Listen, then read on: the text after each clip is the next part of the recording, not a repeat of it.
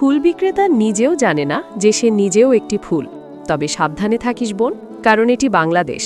এদেশে মেয়েদের অনেক সময় ভোগের চোখে দেখা হয়। তাদের চোখে বয়সের কোনো ভেদাভেদ থাকে না, মেয়ে মানুষ হলেই হলো।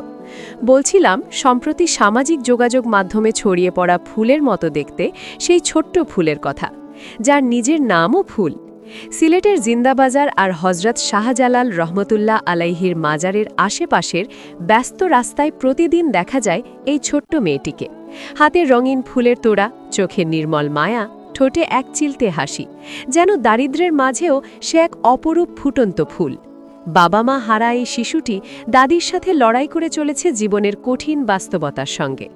যখন সমবয়সীরা স্কুলের ব্যাগ কাঁধে খেলার মাঠে ছুটে বেড়ায়, তখন সে রাস্তায় রাস্তায় ঘুরে ভাইয়া, আপু, ফুল নেবেন বলে হালকা কণ্ঠে ডাকে।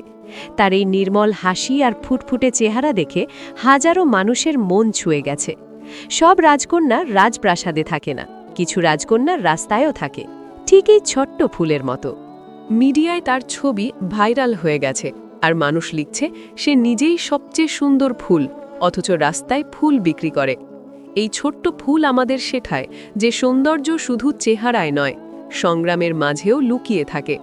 সে নিজে জানে না যে তার হাসিতে কতটা আলো, তার চোখে কতটা আশা, কিন্তু আমরা জানি যে এই সমাজে শিশু শ্রমের ছায়ায় অনেক ফুল ঝরে যায়, অনেক স্বপ্ন অন্ধকারে হারিয়ে যায়।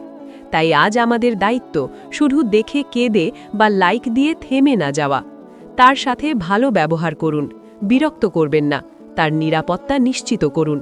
যারা পারেন সাহায্যের হাত বাড়িয়ে দিন, পড়াশোনার ব্যবস্থা করুন, তার ভবিষ্যৎ আলোকিত করুন। ফুল যেমন কাটা সত্ত্বেও ফোটে, তেমনি এই ছোট্ট রাজকন্যাও কষ্টের মাঝে হাসতে শিখেছে। তার গল্প আমাদের জাগিয়ে তোলে, যেন আমরা আরও সচেতন হই, আরও মানবিক হই। একদিন হয়তো এই ফুল আর রাস্তায় বিক্রি করবে না, বরং স্কুলের ইউনিফর্ম পরে নিজের স্বপ্নের দিকে এগিয়ে যাবে।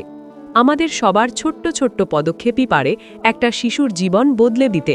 তাই আসুন এই ফুলকে শুধু দেখি না, তার পাশে দাঁড়াই, কারণ প্রতিটি ফুলেরই অধিকার আছে ফুলদানিতে স্থান পাওয়ার, নিরাপদে ফোটার।